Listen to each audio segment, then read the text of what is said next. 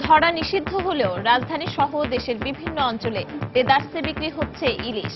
বিভিন্ন স্থানে অভিযানে প্রায় 150 মণ জব্দ।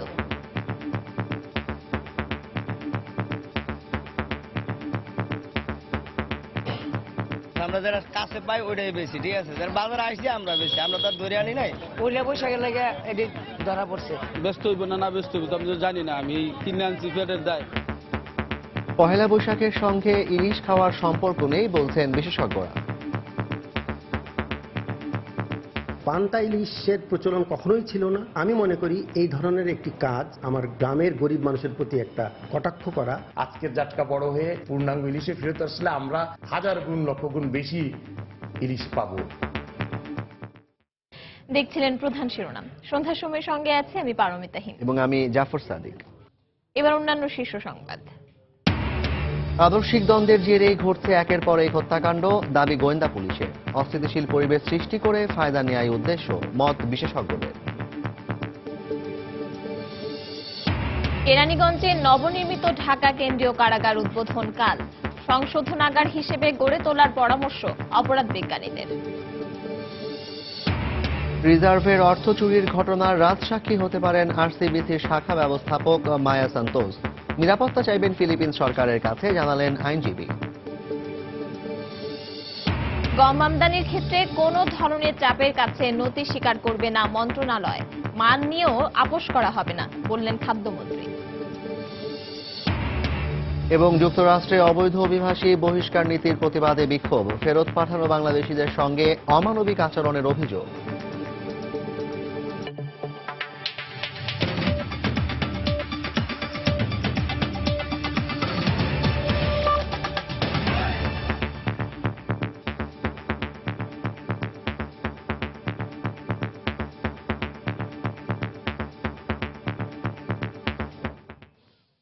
নতুন আইন, দিনের পাশাপাশি গভীর রাতেও নদীতে পাহারা, গণমাধ্যমে সচেতনতামূলক প্রচারণা।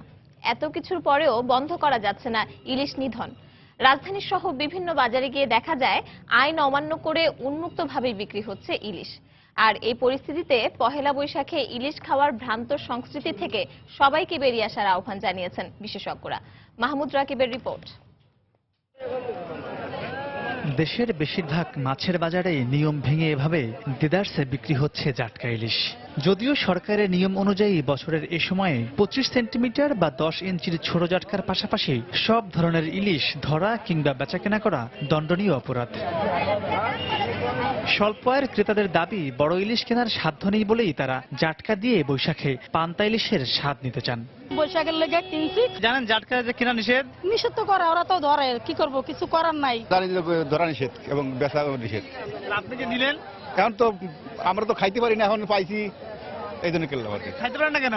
অনেক দাম। পয়লা বৈশাখের লাগে এটি ধরা পড়ছে। বাজারে আসছি আমরা বেশি, আমরা তো আর ধরে আনি নাই। ব্যস্ত হইব না ব্যস্ত হইব তো আমি তো জানি না, আমি কিনে আনছি পেটের দায়। তবে জাটকা ছাড়াও বাজারে বড় ইলিশেরও কোনো কমতি নেই। প্রতিটি ইলিশের জন্য গুনতে হচ্ছে 1 থেকে 15,000 টাকা পর্যন্ত। 15,000 টাকা পিস, আর এগুলো হলো 12,000 টাকা পিস, 10,000 টাকা পিস আছে, 8,000 টাকা পিস আছে। বৈশাখের মৌসুমে এখন তো দাম থাকবেই, মাছ কম। গবেষণায় দেখা গেছে বর্তমানে দেশের মোট মৎস্য উৎপাদনে ইলিশের অবদান বেড়ে দাঁড়িয়েছে 11%। তবে পহেলা বৈশাখকে কেন্দ্র করে মার্চ এপ্রিলে দেশের মোট জাটকার যে 60 থেকে 70% ধরা হয় তা বন্ধ করতে পারলে ইলিশ উৎপাদন আরো কয়েক গুণ বেড়ে যেত বলে মনে করেন বিশেষজ্ঞরা। আমরা যদি এইভাবে প্রচুর পরিমাণ জাটকা মাছ ধরি তাহলে স্বাভাবিকভাবে আমাদের ইলিশের উৎপাদনের উপর প্রভাব পড়বে। আজকের জাটকা বড় হয়ে পূর্ণাঙ্গ ইলিশে ফেরত আসলে আমরা হাজার গুণ লক্ষ গুণ বেশি ইলিশ পাবো। পান্তা ইলিশের প্রচলন কখনোই ছিল না, অতীতেও ছিল না। এবং আমি মনে করি এই ধরনের একটি কাজ, সেটা হচ্ছে আমার গ্রামের গরিব মানুষের প্রতি একটা কটাক্ষ করা। 4,000 কিলোমিটার পদ্মা মেঘনার দুই পারে এবং তার সাথে কানেক্টেড নদী আছে মেঘনা। কোনো সরকারের পক্ষেই এই সীমিত সংখ্যক আইন শৃঙ্খলা রক্ষাকারী বাহিনীকে দিয়ে আপনার কাছেই প্রশ্ন করব, কি পুরোপুরি রক্ষা করা যাবে? বর্তমানে দেশের মোট জিডিপির 1% আসে ইলিশের মাধ্যমে। মাহমুদ রাকিব, সময় সংবাদ, ঢাকা। এদিকে নিষিদ্ধ থাকলেও চলছে ঝাটকা ধরার মহোৎসব। আজ দেশের বিভিন্ন স্থানে অভিযানে 147 মণ জাটকা জব্দ করা হয়েছে। বরিশাল থেকে ফিরদাউস সোহাগ ও চাঁদপুর থেকে ফারুক আহমেদের পাঠানো তথ্য ছবি নিয়ে ডেস্ক রিপোর্ট। জাটকা রক্ষায় এবার সরকারিভাবে নিষেধাজ্ঞা থাকলেও ইলিশের মোকামগুলোতে দেখা গেছে ক্রেতাদের সরব উপস্থিতি। নিরুৎসাহিত করা হলেও ধুম পড়েছে ইলিশ কেনার, এ কারণে দামও আকাশ ছুঁয়েছে। শনিবার ভোর থেকে বরিশালে ইলিশের পাইকারি বাজারে ঢাকা সহ বিভিন্ন স্থান থেকে ক্রেতারা আসেন। এদিন 1.5 কেজি ওজনের ইলিশের মন প্রতি বিক্রি হয়েছে 2.5 লাখ টাকায়। 1 কেজি ওজনের ইলিশ 1,07,000, 900 গ্রাম ইলিশ 1 লাখ, 500 থেকে 800 গ্রাম পর্যন্ত 80,000, 400 থেকে 800 গ্রাম ইলিশ বিক্রি হয়েছে 50,000 টাকায়। 1.5 কেজি সাইজের ইলিশ যাচ্ছে 2,50,000 টাকা, 1200 গ্রাম ইলিশ যাচ্ছে 1,80,000 টাকা। এই দাম অব্যাহত থাকবে, কারণ একটাই হলো ঢাকায় রেস্টুরেন্ট হোটেলগুলোয় আমাদের কাছ থেকে বেশি দাম দিয়ে ইলিশ মাছ নিচ্ছে। শিকার নিষিদ্ধ জাটকা রক্ষায় নৌপুলিশের অভিযান অব্যাহত থাকলেও থামানো যাচ্ছে না জেলেদের অপতৎপরতা। প্রতিদিনই জব্দ করা হচ্ছে জাটকা। শনিবার সকালে বরিশাল থেকে ঢাকাগামী একটি লঞ্চ মেঘনার চাঁদপুরে যাত্রা বিরতি করে। নৌপুলিশ অভিযান চালিয়ে লঞ্চের ডেকের নিচে লুকিয়ে রাখা 80টি ঝুড়ি উদ্ধার করে। জব্দ করা হয় 87.5 মন জাটকা। 3,500 কেজি জাটকা মাছ জব্দ করি এবং তো জব্দকৃত জাটকা মাছ এতিমখানা, মাদ্রাসা এবং দুস্থদের মধ্যে বিতরণ করি। এছাড়া বরিশালের মেহেন্দিগঞ্জে 2 মন এবং পটুয়াখালীর টোল প্লাজা থেকে 20 মন জাটকা জব্দ করে কোস্টগার্ড। ওয়াহিদা স্বপ্না, সময় সংবাদ। ইলিশের বংশবৃদ্ধির এ সময়ে ইলিশ খাওয়া নিরুৎসাহিত করতে পহেলা বৈশাখের বিশেষ সংখ্যায় এবার কোনো রেসিপি রাখেননি লাইফস্টাইল ম্যাগাজিনের প্রকাশক মোহাম্মদ মাহমুদুজ্জামান। জাতীয় সম্পদ ইলিশ ধরা বন্ধ রেখে দেশের সবাইকে বর্ষবরণের উৎসবে অংশ নেওয়ার আহ্বান জানিয়েছেন তিনি। দুটো কারণে আমরা লাইফস্টাইল ম্যাগাজিন থেকে ইলিশের রেসিপি এবার প্রকাশ করা থেকে বিরত থেকেছি। প্রথমত, এটা হচ্ছে ইলিশের বংশবৃদ্ধির সিজন, অর্থাৎ সারা বছরের মধ্যে এই সময়টাতে ইলিশ সবচেয়ে বেশি বংশবৃদ্ধি করে। তো এখন যে ইলিশগুলো ধরা হচ্ছে, হয় সেগুলো মা ইলিশ যার মধ্যে ডিম আছে, অথবা একেবারেই ছোট জাটকা ইলিশ। যখনই এটা আর সাধারণ মানুষের ক্রয় সীমার মধ্যে থাকছে না, তখন সেটা হয়ে যাচ্ছে হয় বিলাসিতা অথবা এটা লোক দেখানো ব্যাপার, সেটা কিন্তু উৎসবের অংশ থাকছে না। 2013 সাল থেকে চলতি বছরের এপ্রিল পর্যন্ত হত্যাকাণ্ডের শিকার হয়েছেন 5 জন ধর্মীয় গুরু। এ সময় হত্যার চেষ্টা করা হয়েছে বিভিন্ন ধর্মের কমপক্ষে আরো 10 জনকে। সবশেষ 4 এপ্রিল ঢাকার লালবাগে খুন হন মসজিদের মুয়াজ্জিন বিল্লাল হোসেন। গোয়েন্দা কর্মকর্তারা বলছেন পূর্বশত্রুতার জেরে খুন হতে পারেন মুয়াজ্জিন। আর অন্য হত্যাকাণ্ডের পেছনে রয়েছে আদর্শিক দ্বন্দ্ব। তবে বিশ্লেষকদের মতে অস্থিতিশীল পরিবেশ সৃষ্টি করে তার ফায়দা নিতেই ঘটানো হচ্ছে এসব ঘটনা। খান মোহাম্মদ রুমেলের রিপোর্ট। 2013 সালে ঢাকার গোপীবাগে নিজ বাসায় 6 সহযোগী সহ খুন হন কথিত পীর লুৎফর রহমান। পরের বছর হত্যা করা হয় ইসলামী চিন্তাবিদ মাওলানা নুরুল ইসলাম ফারুকীকে। 2015 সালে বাড্ডায় নিজ খানকায় হত্যা করা হয় পিডিবির সাবেক চেয়ারম্যান ও পীর খিজির হায়াত খানকে। একই বছর রংপুরের কাউনিয়ায় খুন হন মাজারের খাদেম। আর চলতি বছরের 4 এপ্রিল খুন হন মসজিদের মুয়াজ্জিন বিল্লাল হোসেন। প্রত্যেকটি খুনের ঘটনা ছিল একই রকম, গলা কেটে হত্যা। প্রাথমিক তদন্তে আমাদের কাছে মনে হয়েছে এই মুয়াজ্জিন হত্যাকাণ্ডটি একটি পূর্ব শত্রুতার জের ধরে এটি সংঘটিত হয়েছে। এছাড়া ঈশ্বরদীতে খ্রিস্টান ধর্মযাজক লুক সরকার হত্যা চেষ্টা, ঢাকায় হোসেনি দালানে বোমা হামলা, দিনাজপুরে ধর্মযাজক পিয়েরে পার্লারি ও ইস্কন নেতা বীরেন্দ্রনাথ হত্যা চেষ্টা, রংপুরে বাহাই কেন্দ্রের পরিচালক রুহুল আমিন হত্যা চেষ্টা, সৈয়দপুরে শিয়া সম্প্রদায়ের প্রতীকী কারবালায় হামলা চালিয়ে 2 ব্যক্তিকে হত্যা চেষ্টার ঘটনা ঘটে 2015 সালে। বেশিরভাগ হত্যা ও হামলার পেছনে জেএমবি জড়িত বলে দাবি গোয়েন্দা কর্মকর্তাদের। পিডিবি কর্মকর্তা খিজির হায়াত খান পিডিবির কোন বিষয় সংক্রান্ত না, তাকে তার আদর্শের কারণে, অর্থাৎ তিনি পীর, এই কারণেই তাকে হত্যা করা হয়েছে। বিশ্লেষকদের মতে দেশকে অস্থিতিশীল করে রাজনৈতিক ফায়দার জন্যই ধর্মীয় ব্যক্তি ও প্রতিষ্ঠানকে লক্ষ্যবস্তু করা হচ্ছে। যারা ঘটনাগুলো ঘটাচ্ছে নিশ্চয়ই তারা কোনো একটা রাজনৈতিক দুরভিসন্ধি থেকে ঘটাচ্ছে। তারা যদি মনে করে হত্যাকাণ্ডের মধ্যে দিয়েই আরেকটা মতাদর্শকে হত্যা করা যায়, তা যায় না। রিলিজিয়নের হিস্ট্রি দেখি আমরা কিন্তু দেখব কোনো ধর্মযুদ্ধ কিন্তু আরেকটা ধর্মকে প্রতিষ্ঠিত করতে পারেনি। তিনি আরো বলেন, নিজেদের উদ্দেশ্য বাস্তবায়নে কেউ কেউ এসব নাশকতার মাধ্যমে বিভাজন তৈরির চেষ্টা করেন, যা আদৌ ফলপ্রসূ হবে না। তেমন সুযোগ আছে। খান মোহাম্মদ রুমেল, সময় সংবাদ, ঢাকা। এদিকে জগন্নাথ বিশ্ববিদ্যালয়ের শিক্ষার্থী নাজিম হত্যাকাণ্ডের তদন্তে উল্লেখযোগ্য কোনো অগ্রগতি নেই। তবে পুলিশ বলছে উগ্রবাদী কোনো সংগঠন কিংবা নাজিমের পারিবারিক বা ব্যক্তিগত শত্রুতার কারণে হত্যার ঘটনা ঘটেছে কিনা এসব বিষয় মাথায় রেখে তদন্ত করছেন তারা। এছাড়া সাইট ইন্টেলিজেন্স গ্রুপের দায় স্বীকার সম্পর্কে পুলিশ কর্মকর্তারা বলেন, এর আগেও বিভিন্ন হত্যাকাণ্ডের পর সাইট বার্তা দিয়েছিল, তবে সেগুলোর কোনো সত্যতা পাওয়া যায়নি। প্রতিটা ঘটনায় কেউ না কেউ দায় স্বীকার করছে। তো আমরা তদন্ত করে দেখছি পরবর্তীতে যে এটা তদন্ত করা হয়েছে এবং মামলা উদ্ঘাটন হয়েছে, আসামি গ্রেপ্তার হয়েছে এবং সেক্ষেত্রে দেখা গেছে যে এই দায় স্বীকারের এর সাথে সত্যতা মেলেনি। তো এই ঘটনাও আমরা তদন্ত করে দেখতেছি এবং তদন্তের প্রেক্ষিতে জানা যাবে এটা আসলে কারা এর সাথে জড়িত। তবে আইএস বা আল কায়দা এগুলোর কোনো অবস্থান বাংলাদেশে নাই। আমরা এখানে উগ্রবাদী কোনো সংগঠন জড়িত আছে কিনা সেটা দেখছি, তার সাথে ব্যক্তিগত কারো কোনো শত্রুতা আছে কিনা বা অন্য কোনো বিষয় আছে কিনা, সকল বিষয় আমরা এখানে বিবেচনায় নিয়ে আসছি। সন্ধ্যার সময় আরো থাকছে। হাসপাতাল এলাকায় নিরাপত্তা নিশ্চিতের দাবিতে রংপুর মেডিকেলে ইন্টার্ন চিকিৎসকদের কর্মবিরতি, রোগীদের ভোগান্তি।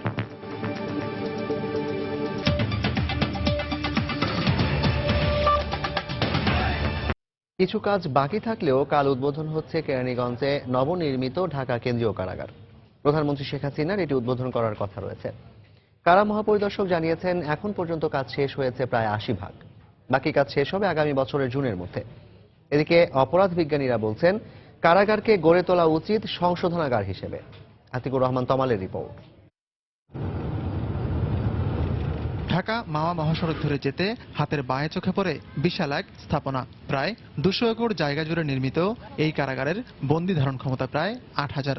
রোববার এটির উদ্বোধন করবেন প্রধানমন্ত্রী শেখ হাসিনা। সে কারণেই চলছে শেষ সময়ের প্রস্তুতি। বন্দীদের 8টি ভবনের মধ্যে 6টির কাজ পুরোপুরি শেষ, বাকি 2টির কাজও শেষের পথে। অন্যান্য সব কিছুর মতো তৈরি হয়েছে ফাঁসির মঞ্চ। উদ্বোধনের পর এ মাসের মধ্যেই নাজিমউদ্দিন রোডের কারাগার থেকে সব বন্দীকে নতুন কারাগারে নিয়ে আসা হবে, এমনটি বলছেন কারা মহাপরিদর্শক। এপ্রিলের মধ্যেই আমরা এটা স্থানান্তরিত করব ঢাকা কেন্দ্রীয় কারাগার। ঢাকা কেন্দ্রীয় কারাগার কেরানীগঞ্জ প্রকল্প হিসাবে বলি তাহলে সেটা শেষ হবে জুন 2017 সালে। বাকি আছে 2টো বন্দি ব্যারাক, ওটা শেষ হয়ে যাবে এবং সেটা আমরা স্থানান্তরিত করার পরেও আমরা যথাযথ নিরাপত্তা বিধান করে এটাতে কাজ করতে পারবো ইনশাআল্লাহ। এদিকে নবনির্মিত কারাগারটিকে শোধনাগার হিসেবে গড়ে তোলার কথা বলছেন অপরাধ বিজ্ঞানীরা। অবশ্য কর্তৃপক্ষের মত এ ব্যাপারে ভাবছেন তারাও। এই কারা প্রশাসনের সাথে সংযুক্ত যারা আছেন তাদেরকে পর্যাপ্ত ট্রেনিং এর ব্যবস্থা করা, প্রকৃত অর্থেই যেন কারাগার যাতে একটা কারেকশন সেন্টারের রূপ নিতে পারে, আমাদের সেই দিকেই যেতে হবে। আগে একটা আমাদের ধারণা ছিল যে লাল দালান বলতো, কালারের উপর মানুষের মনে একটা ইমপ্রেশন হয়। কারাগার থেকে আমরাও সংশোধনাগারের দিকে এগিয়ে যাব, সেটার উপর ভিত্তি করে আমরা রংগুলোকে একটু মাইল্ড কালার করার চেষ্টা করেছি। বন্দি স্থানান্তরের পর নাজিমউদ্দিন রোডের কারাগারটি রূপান্তরিত হবে কারা জাদুঘরে। খেতে থাকবে বঙ্গবন্ধু ও চার নেতা জাদুঘর, পার্ক, কারা কল্যাণ কেন্দ্র এবং প্রশিক্ষণ কেন্দ্র। জনবসতিপূর্ণ এলাকায় হওয়ায় নিরাপত্তার স্বার্থে 80-র দশকে এটি স্থানান্তরের সিদ্ধান্ত নেয় কর্তৃপক্ষ। আতিকুর রহমান তামাল, সময় সংবাদ, ঢাকা। জাতীয় রাজনীতিতে শুদ্ধাচার প্রতিষ্ঠিত না হলে কখনোই প্রশাসনের স্বচ্ছতা প্রতিষ্ঠা সম্ভব নয় বলে মন্তব্য করেছেন সড়ক পরিবহন ও সেতু মন্ত্রী ওবায়দুল কাদের। সকালে রাজধানীর বিয়াম মিলনায়তনে এক কর্মশালার উদ্বোধনী অনুষ্ঠানে বক্তব্য রাখেন তিনি। এ সময় সরকারি কর্মকর্তাদের দুর্নীতি মুক্ত থেকে সর্বোচ্চ পরিশ্রম করে দেশকে সামনের দিকে এগিয়ে নেওয়ার আহ্বান জানান মন্ত্রী। জাতীয় রাজনীতি যদি শুদ্ধাচারে শোভা না পায় তাহলে প্রশাসনের কোন স্তরে শুদ্ধাচার পরিপূর্ণ বাস্তবায়ন করা সম্ভব হবে না। ব্রিজ করবেন, একটু ভারী গাড়ি উঠলে ব্রিজটা ভেঙে গেল, এই ব্রিজ করার দরকার নেই। দায় সারা গোছের কাজ আমরা যেন না করি, সেটাই হোক আজকে ওয়ার্কশপে আমাদের সকলের শপথ। হানাহানি নির্বাচন সমাজে অস্থিরতা সৃষ্টি করছে বলে মন্তব্য করেছেন বিএনপির স্থায়ী কমিটির সদস্য অবসরপ্রাপ্ত লেফটেন্যান্ট জেনারেল মাহবুবুর রহমান। তিনি বলেছেন, দেশ ও জনগণের স্বার্থে ইউনিয়ন পরিষদ নির্বাচন এই মুহূর্তে বন্ধ করে দেওয়া উচিত। দুপুরে জাতীয় প্রেস ক্লাবে এক আলোচনা অনুষ্ঠানে বক্তব্য রাখেন তিনি। হত্যার মধ্য দিয়ে রক্তের হোলি খেলা খেলে যে নির্বাচন, সে নির্বাচন কখনো মঙ্গল বয়ে আনতে পারে না। এই নির্বাচনের মধ্য দিয়ে আমরা একটা সমাজে একটা হানাহানি নিয়ে যাচ্ছি, সমাজকে একটা ডিস্টেবিলাইজেশন, একটা অস্থিরতা তৈরি করছি। এই নির্বাচন জনগণ কখনো মেনে নেবে না, বিশ্ববাসীও কখনো এটাকে স্বীকার করবে না। এরকম হত্যার মধ্য দিয়ে যে নির্বাচন, সেই নির্বাচন বন্ধ হওয়া উচিত। খাদ্যমন্ত্রী অ্যাডভোকেট কামরুল ইসলাম বলেছেন, আমদানির ক্ষেত্রে গমের মান নিয়ে কোনো আপোষ করা হবে না। মান অনুপযোগী গম নিয়ে যেসব জাহাজ বাংলাদেশে এসেছে তা ফেরত পাঠানো হচ্ছে। বাংলাদেশ খাদ্য পরিদর্শক সমিতির কেন্দ্রীয় কার্যনির্বাহী কমিটির অভিষেক অনুষ্ঠানে তিনি একথা বলেন। এ সময় মন্ত্রী বলেন, গত ৪৫ বছর ধরে ১০.৫ মানের প্রোটিনের গম আমদানি করা হলেও এবার প্রথমবারের মতো ১২.৫ প্রোটিনের গম আমদানি করা হচ্ছে, যা অত্যন্ত উন্নত মানের গম। আমরা গম ক্রয় করছি। দীর্ঘদিন যাবৎ অতীতে বিনির্দেশ ছিল 10.৫ প্রোটিনের গম আনা, দীর্ঘদিন যাবৎ ৪৫ বছর যাবৎ ওই বিনির্দেশের গম আনা হয়েছে, যেটা বিদেশে মানুষের খাদ্য হিসাবে আমরা সেই গমে এনেছি। কিন্তু আজকে আপনারা লক্ষ্য করেছেন, আমরা গম আমদানি করতে হয়, আমাদের সেই বিনির্দেশ পরিবর্তন করা হয়েছে। আজকে আমরা 12.৫ প্রোটিনের গম আমরা আমদানি করছি। আপনারা লক্ষ্য করছেন, আজকে বারবার জাহাজ ফেরত যাচ্ছে। কেন জাহাজ ফেরত যাচ্ছে? কোনো কম্প্রোমাইজ আমরা করি না বলে জাহাজ ফেরত যাচ্ছে। আগে যেরকম ছিল জরিমানা দিয়ে, এই দিয়ে, সেই দিয়ে, আমরা কোনো কম্প্রোমাইজ আমরা করি না। পরিষ্কার কথা, মাননীয় প্রধানমন্ত্রীর নেতৃত্বে আমরা একটা পরিবর্তন আনতে চাই এবং সেই পরিবর্তন আনার জন্য আমরা কাজ করছি। অনেকেই মনে করেন যে লেখেন, পত্রিকায় লেখেন যে খালাসের অপেক্ষায় বন্দরে জাহাজ। আসলে খালাসের অপেক্ষা না, আমরা প্রথমে আমাদের বিনির্দেশের বাইরে যে আসছে সেই জাহাজকে অধিদপ্তর প্রথমেই কিন্তু রিজেক্ট করে দিচ্ছে। আমরা পরিবর্তন করতে চাই এবং পরিবর্তন করছি। নতুন বিনির্দেশের গম আসছে এবং উন্নত মানের গম। আমরা যেই প্রোটিনের গম আনছি এটা অত্যন্ত উন্নত মানের গম। অধিদপ্তরের মহাপরিচালককে কোনো অনৈতিক চাপ কেউ দেবেন না। তিনি অত্যন্ত সৎ মানুষ, তিনি সততার সাথে কাজ করতে চান। অধিদপ্তরের প্রতি আমাদেরও নির্দেশ, কোনো অনৈতিক চাপের কাছে মাথা নত করবেন না।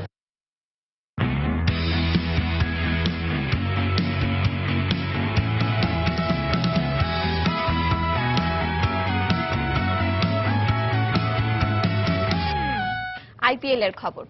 ইন্ডিয়ান প্রিমিয়ার লিগের নবম আসরের উদ্বোধনী ম্যাচে আজ বর্তমান চ্যাম্পিয়ন মুম্বাই ইন্ডিয়ান্সের মুখোমুখি হবে রাইজিং পুনে সুপার জায়ান্টস। মুম্বাইয়ের ওয়াংখেড়ে স্টেডিয়ামে ম্যাচটি শুরু হবে বাংলাদেশ সময় রাত 8:30টায়। বর্তমান চ্যাম্পিয়ন মুম্বাই ইন্ডিয়ান্স চাইবে জয় দিয়ে মিশন শুরু করতে। কায়রন পোলার্ড, লেন্ডেল সিমন্স, কোরি অ্যান্ডারসনের মতো খেলোয়াড়দের পাশাপাশি হার্দিক পান্ডে, জাসপ্রীত বুমরার মতো ঘরোয়া ক্রিকেটারদের নিয়ে আত্মবিশ্বাসী অধিনায়ক রোহিত শর্মা। ইনজুরির কারণে অভিজ্ঞ লাসিথ মালিঙ্গা প্রথম 2 সপ্তাহ খেলতে পারবেন না। সেক্ষেত্রে কিউই পেসার ম্যাকক্লেনাগানের ওপরই ভরসা। রাইজিং পুনের নতুন ফ্র্যাঞ্চাইজি হলেও আইপিএল এর নিয়মিত পারফর্মার মহেন্দ্র সিং ধোনির নেতৃত্বে স্টিভেন স্মিথ, ফাফ ডুপ্লেসির পাশাপাশি আজিঙ্কা রাহানে আর রবিচন্দ্রন অশ্বিনের মতো ম্যাচ উইনাররা থাকায় কম যাবে না তারাও।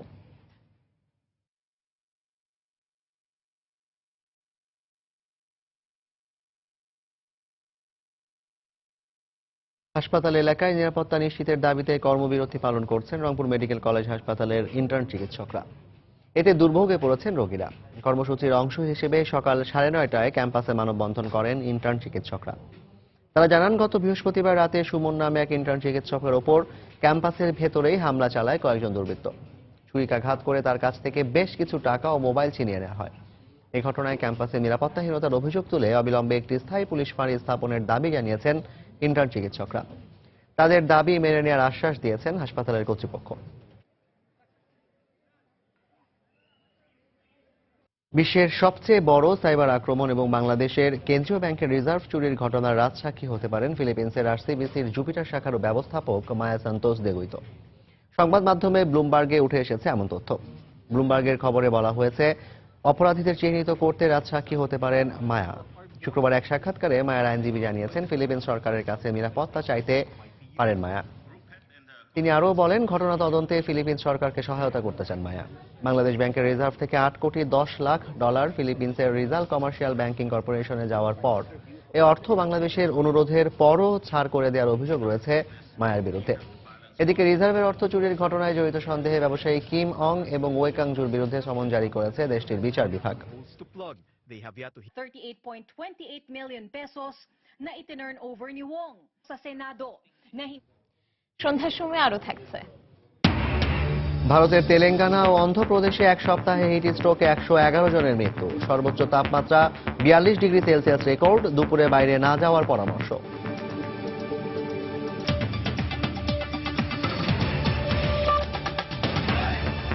আরএফএল ওয়াটার পাম্প, পানি দেবে টেনশন নয়। অবৈধ অভিবাসীদের বহিষ্কারের নীতি অব্যাহত রাখায় ওবামা প্রশাসনের বিরুদ্ধে বিক্ষোভ করেছে যুক্তরাষ্ট্রের প্রবাসী বাংলাদেশী সহ বিভিন্ন মহল। এই প্রক্রিয়ার অংশ হিসেবে গেল সপ্তাহেও 27 বাংলাদেশী সহ 86 জনকে বহিষ্কার করা নিয়ে সমালোচনা ঝড় মার্কিন গণমাধ্যমে। নিজ দেশে ফেরত পাঠানো অভিবাসীদের সঙ্গে অমানবিক আচরণের অভিযোগ উঠেছে ওবামা প্রশাসনের বিরুদ্ধে।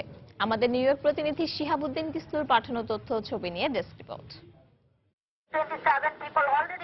অবৈধ অভিবাসী বহিষ্কারের মার্কিন নীতির বিরুদ্ধে মাঠে নেমেছে যুক্তরাষ্ট্রের বিভিন্ন মানবাধিকার সংগঠন। বর্তমানে প্রায় 3000 বাংলাদেশী সহ ইমিগ্রেশন কর্তৃপক্ষের হাতে গ্রেফতারকৃত 34,000 অভিবাসীকে বহিষ্কারের সিদ্ধান্তের প্রতিবাদে শুক্রবার নিউ ইয়র্কে বিক্ষোভ করে বিভিন্ন মানবাধিকার ও সামাজিক সংগঠন।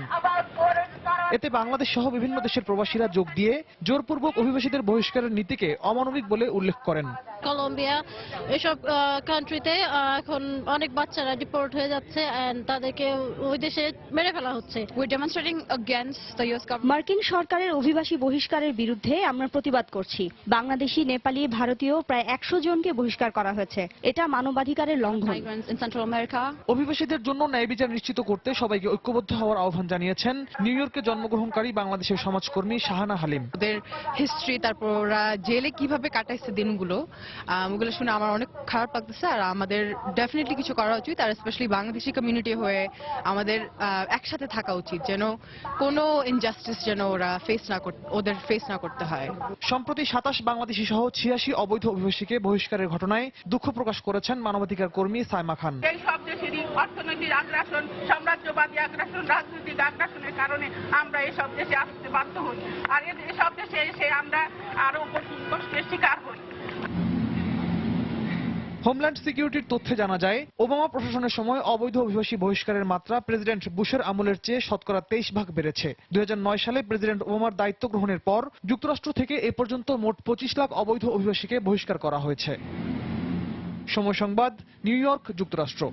রাজধানীর পূর্ব রামপুরার জামতলা এলাকায় গত 4 দিন ধরে ওয়াসার পানি সরবরাহ বন্ধ রয়েছে। এই ঘটনায় বিক্ষোভ করেছেন এলাকাবাসী। তাদের অভিযোগ, গত 2 সপ্তাহ থেকে ওয়াসার পানি সরবরাহের পরিমাণ খুবই অল্প ছিল। তবে 4 দিন ধরে এলাকায় পানি সরবরাহ একেবারেই বন্ধ রয়েছে। এ নিয়ে ওয়াসার কাছে অভিযোগ করলেও কোনো ধরনের ব্যবস্থা নেওয়া হয়নি। পানির দাবিতে বিক্ষোভকালে এলাকাবাসী ওয়াসার নানা অনিয়ম তুলে ধরেন গণমাধ্যম কর্মীদের কাছে।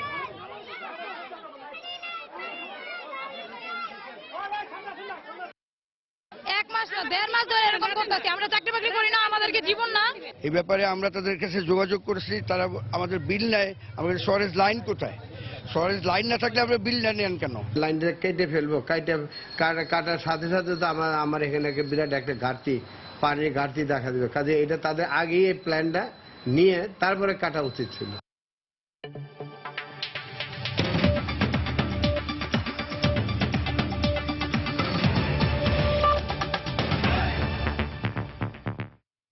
ভারতের দক্ষিণাঞ্চলীয় তেলেঙ্গানা ও অন্ধ্রপ্রদেশে গেল এক সপ্তাহে হিট স্ট্রোকে 111 জন মারা গেছেন। এর মধ্যে তেলেঙ্গানায় মারা গেছেন 65 জন এবং পাশের রাজ্য অন্ধ্রপ্রদেশে 45 জনের মৃত্যু হয়েছে।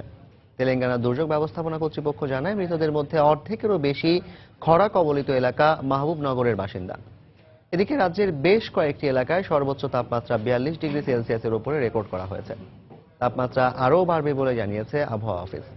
অন্ধ্রপ্রদেশের উপমুখ্যমন্ত্রী জানিয়েছেন, এই পরিস্থিতি মোকাবেলায় হাসপাতালগুলোকে সজাগ থাকার নির্দেশ দেওয়া হয়েছে। দুই রাজ্যেই বাসিন্দাদের দুপুর 12টা থেকে 3টা পর্যন্ত ঘরের বাইরে বের না হওয়ার পরামর্শ দিয়েছে কর্তৃপক্ষ।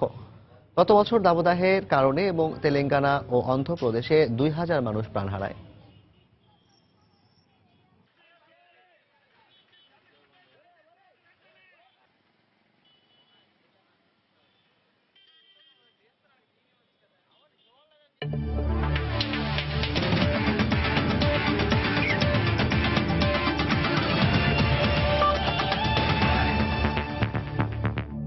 এবার ঢাকা প্রিমিয়ার লিগের জন্য ক্রিকেটারদের আর্থিক নিরাপত্তা নিশ্চিত করতে প্রতিটি ক্লাব চেক জমা দেবে বিসিবির কাছে। আর ক্রিকেটার টাকা না পেলে দায়বদ্ধ থাকবে cricket board. Cricket committee of Dhaka মেট্রোপলিসের বৈঠক শেষে এমনটাই জানিয়েছে বিসিবির সহসভাপতি মাহবুব আনাম। তিনি আরো জানান, বোর্ড থেকে কোনো আপত্তি না জানালে শাহাদাত হোসেন রাজীব খেলতে পারবেন এবারের প্রিমিয়ার লিগ। রোববার হবে নতুন মৌসুমের প্লেয়ার ড্রাফট। প্রথম প্লেয়ার্স কন্ট্রাক্ট চালু করা হচ্ছে বিসিবির তরফ থেকে, যাতে প্লেয়ার এবং ক্লাব উভয়ের স্বার্থ রক্ষিত হয়। আমরা একটা আন্তর্জাতিক পর্যায়ে আমরা ফুল মেম্বার আইসিসি একটা দেশ এবং আমরা প্রফেশনালিজমে বিশ্বাস করি। সেজন্য এবার থেকে আমাদের প্রতিটি প্লেয়ারের agreement is mandatory for him to B registered as a player, এবং সেক্ষেত্রে দেশের যে আইন প্রচলিত আইন আছে সেই আইনগুলো মেনে চলতে হবে। প্লেয়ারদের স্বার্থ রক্ষার্থে প্রতিটি ক্লাব বিসিবিকে একটা সংরক্ষিত চেক দিতে হবে, যাতে প্লেয়ার্স পেমেন্টগুলো ইনশিওর হয়। সন্ধ্যার সময় এ পর্যায়ে শীর্ষ সংবাদগুলো জানিয়ে দিচ্ছি আরেকবার। ধরা নিষিদ্ধ হলেও রাজধানী সহ দেশের বিভিন্ন অঞ্চলে দেদারসে বিক্রি হচ্ছে ইলিশ। আইন অমান্য করে চলছে জাটকা ধরার মহোৎসব। অভিযানে প্রায় 150 মণ জব্দ। আদর্শিক দ্বন্দ্বের জেরে ঘটছে একের পর এক হত্যাকাণ্ড, দাবি গোয়েন্দা পুলিশের। অস্থিতিশীল পরিবেশ সৃষ্টি করে ফায়দা নেয়ার উদ্দেশ্য, মত বিশেষজ্ঞদের। কেরানীগঞ্জে নবনির্মিত ঢাকা কেন্দ্রীয় কারাগার উদ্বোধনকাল, সংশোধনাগার হিসেবে গড়ে তোলার পরামর্শ অপরাধ বিজ্ঞানীদের। রিজার্ভের অর্থ চুরির ঘটনার রাজসাক্ষী হতে পারেন আরসিবিসির শাখা ব্যবস্থাপক মায়া সন্তোষ। নিরাপত্তা চাইবেন ফিলিপিন্স সরকারের কাছে, জানালেন আইনজীবী। এবং সরকারি কর্মকর্তাদের দুর্নীতিমুক্ত থেকে দায়িত্ব পালনের তাগিদ সড়ক পরিবহন মন্ত্রীর। গম আমদানির ক্ষেত্রে কোনো চাপের কাছে নতি স্বীকার করা হবে না, জানালেন খাদ্যমন্ত্রী। এই ছিল সন্ধ্যা 7টার সময়। যে কোনো খবর পেতে ভিজিট করুন সময় নিউজ.টিভি। সঙ্গে থাকুন সময়।